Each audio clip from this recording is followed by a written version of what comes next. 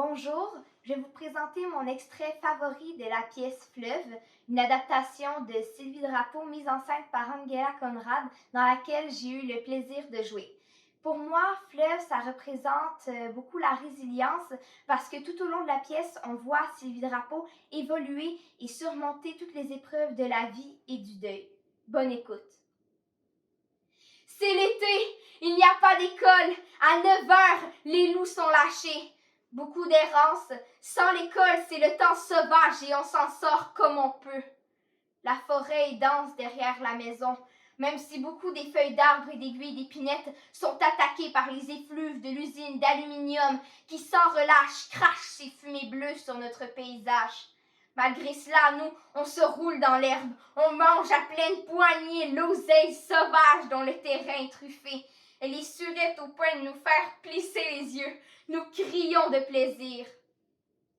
La cour derrière la maison est une très grande pente de pelouse, immense rectangle comme déposé sur la forêt par un géant une nuit avant notre naissance.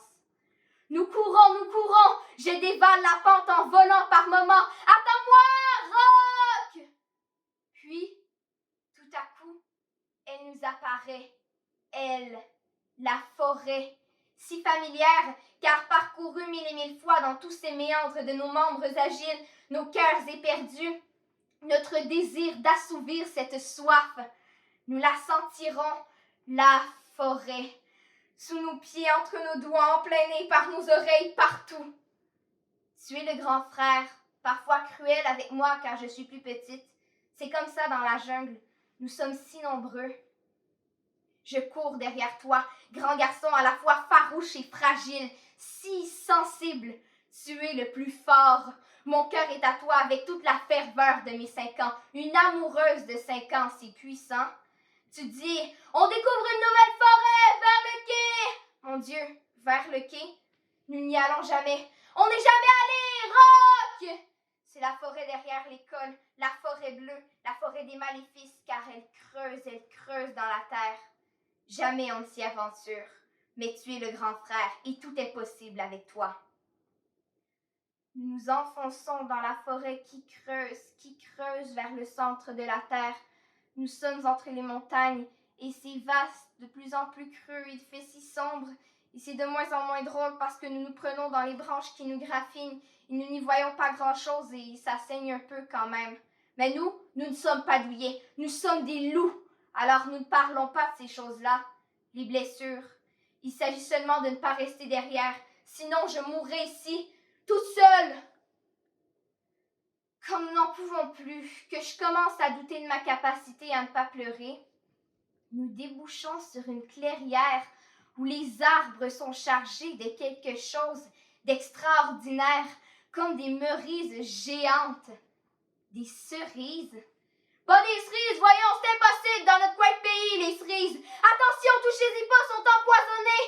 Trop tard, le jus rose coule sur ton menton et tes yeux brillent comme un vrai loup. Oui, un vrai loup. Alors je plonge et comme toi, je les dévore et ça coule. Mon Dieu, que c'est bon. Pourquoi personne n'en parle jamais? Même papa et maman ne savent pas qu'il y a ça ici. Un trésor, pas si loin de chez nous.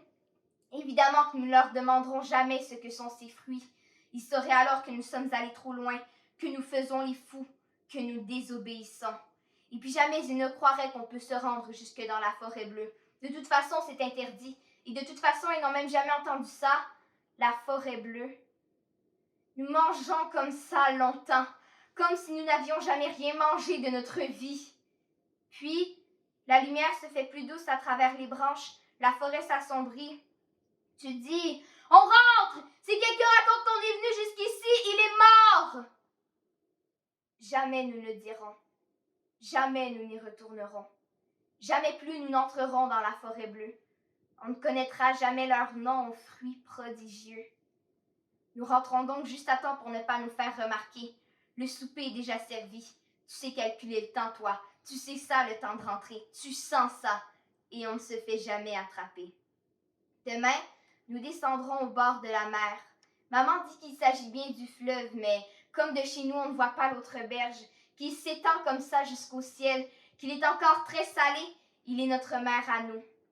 Demain, nous irons à la mer. Bonsoir, mon bon ange. C'est à toi que je me recommande. Merci de m'avoir gardé le jour. Garde-moi la nuit, sans périr, sans danger, sans mourir de mort subite. Sans t'offenser mortellement. Mon Dieu, s'il te plaît. Amen. J'aimerais remercier Alex-Aimé Martel, Elsiane Martel, Rosalie Payotte et Jeanne Mador. Puis j'espère que vous avez apprécié.